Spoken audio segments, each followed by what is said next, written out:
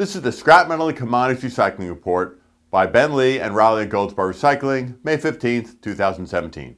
Last week, commodity prices and economic reports were mixed.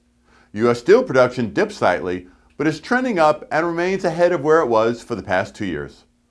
Oil rose $1 a barrel to $48, showing signs of stabilization at a level above the key $40, which is good news for U.S. energy job growth. The oil rig count continues to rise to now 712, the highest level in over 2 years, and more than double the 316 low of last year. It is still down a big 56% from 3 years ago, which is great upside news. Iron ore is stabilizing, having only fallen $1 to $59 a metric ton. It's still about double of about a year ago, but off its recent highs. Scrap ferrous prices came up a bit, and news in the southeast is that a major mill needed material and opened this past Saturday to accept scrap. Related, another mill that is down for 2 weeks this month is planning on full production next month. Both could support stable June prices. Hot dip galvanized steel remains steady again at $900 a metric ton. With just okay demand and stable material prices, finished steel prices could remain steady as well in the months to come. Stainless steel forest scrap fell a penny, as we had been expecting, to 36 cents a pound, on lower demand and nickel prices having lowered. Copper was steady at $2.51 a pound on mixed global and economic news, and prices are $2.55 this morning.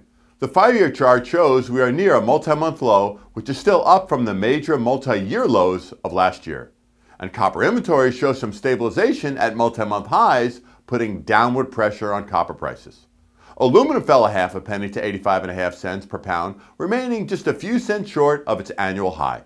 Aluminum inventories continue to fall and hit a new about 9-year low, which is keeping upward pressure on prices.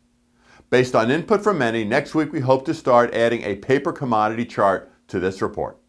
Goldman Sachs, one of the world's largest investment banks, issued a report that the recent run-up in commodities will not go too much further. They based this on that in 1990, China consumed 660,000 tons of copper, and last year 10.2 million, which is now growing just slowly. Also, very efficient U.S. shale drilling will keep oil prices down. Lastly, increases in U.S. interest rates will slow demand and therefore slow commodity price increases. Days later, China announced more details on its One Road, One Belt program, their $1 trillion investment initiative to build roads, rail, airports, and shipping ports linking Asia, India, and Europe. This could create upward pressure on commodity prices if it becomes a reality. U.S. consumer inflation fell to 2.2% year over year, the lowest inflation in 2017. Commodity prices, especially oil, have been key to this, as well as reductions in healthcare cost inflation. Jobs openings in the U.S. rose to 5.7 million, the highest level since last July, with high-wage professional and business service openings leading the path. That's great news for the U.S. economy. Consumer sentiment rose to 97.7, which remains a very solid number, and it's also great economic news, as it's a key measure on how people feel about the next 6 months of activity. Unemployment claims remain at levels not seen since the 1970s at 236,000. Remember, under 300,000 means the job market is expanding, which is great economic news. As always, feel free to call or email me with any questions, and we hope all have a safe and profitable week.